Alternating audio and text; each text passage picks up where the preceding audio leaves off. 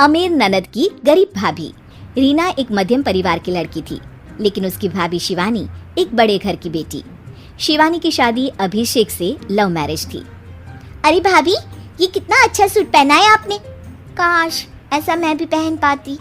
अरे क्यों नहीं रीना, वैसे भी तुम्हारा और मेरा नाम तो एक ही है, जब मन करे पहन लेना। भाभी, आपको आपके पापा ने कितने अच्छे कपड़े गहने दिए हैं। मैं उनकी इकलौती बेटी जो हूँ।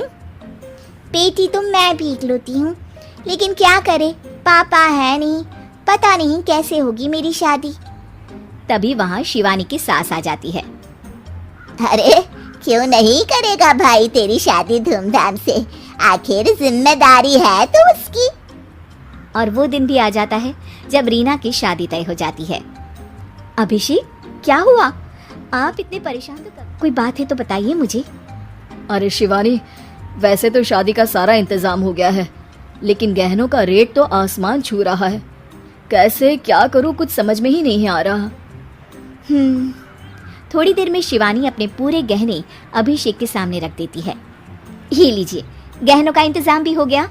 अरे नहीं नहीं शिवानी, मैं ये गहने किसी हालत में भी नहीं ले सकता। ये तुम्हारे पिता ने तुम्हें दिया था और तुम हो कि। तभी वहाँ सास आ जाती है। अरे तो क्या हुआ, इसकी तो हो गई ना शादी, अब किसे दिखाने हैं इसने गहने। सास गहनों का डिब्बा शिवानी के हाथ से लेकर वहाँ से चली जाती है। रीना की शादी धूमधाम से होती है और अब वो बड़े घर की बहू बन जाती है। वहीं रीना की शादी के बाद शिवानी और अभिषेक उसकी शादी के कर्जों से डूब जाते हैं। मैं सोच रही हूँ नौकरी करनी शुरू कर दूँ, वैसे भी पढ़ी लिखी हूँ, आपकी थोड़ी मदद भी हो जाए। वैसे शिवानी, कुछ दिन कर लो तो अच्छा ही होगा, क्योंकि ज़रूरत भी है। अब शिवानी भी नौकरी करने लगती है और घर खर्चे में अभिषेक का हाथ बटाती है। एक दिन शिवानी, रीना का फोन आया था, कह रही थी कि आने वाले त्योहार में उसके ससुराल जाना है। ठीक है माँ। अरे ठीक तो है, लेकिन एक काम कर लेना, उसके सास ससुर से लेकर पूरे खानदान के कपड़े और हो सके तो रीना के लिए छोटे से कान में पहनने के बूंदे भी। और क्या है ना, शादी में उसे सारी बड़ी बड़ी कान की ज्वेलरी दी थी, घर में पहनने के लिए तो उसके पास कुछ भी नहीं है। शिवानी सोच में पड़ जाती है कि वो क्या करे, क्योंकि कर्जों और घर के खर्चों के बाद तो पैसे बचते ही नहीं थे। शिवानी फिर अपने पिता को फोन करती है और उनसे पैसे मांगती है। देखो शिवानी, मैंने तुम्हें शादी के वक्त में शादी करनी ही नहीं चाहिए। अरे अभिषेक को शर्म आनी चाहिए जो ससुराल से पैसे मंगवा रहा है। शिवानी को पिता की बात पर गुस्सा आ जाता है। आप मेरे पिताजी हैं और मैं परेशान थी इसलिए आपसे मदद की उम्मीद की पापा। अभिषेक को तो पता भी नहीं है कि मैंने आपसे पैसे मांगे हैं।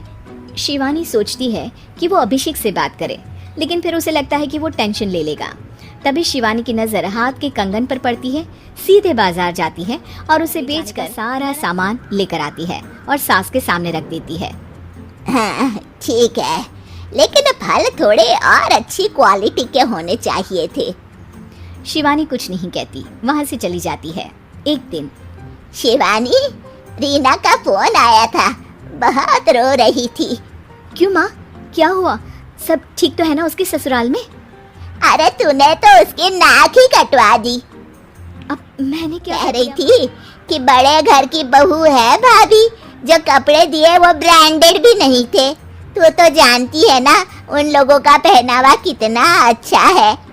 तू तो मेरी बेटी का भला कभी सोचती नहीं। हाय भगवान, अरे बड़े घर की बहू है, इसी बात की जलन है ना तुझे, लेकिन याद रख मेरी बेटी का सोचने के लिए भगवान है, तुम लोग कभी उसका बुरा नहीं कर पाओगे। अब शिवानी के मन में सवाल था कि क्या ईश्वर सिर्फ रीना के साथ है, उसके साथ नहीं? लेकिन उसे सुकून था कि वो अभिषेक के साथ उसकी जिम्मेदारियों को निभाने में बराबरी की हकदार है। शिवानी वहाँ से चली जाती है।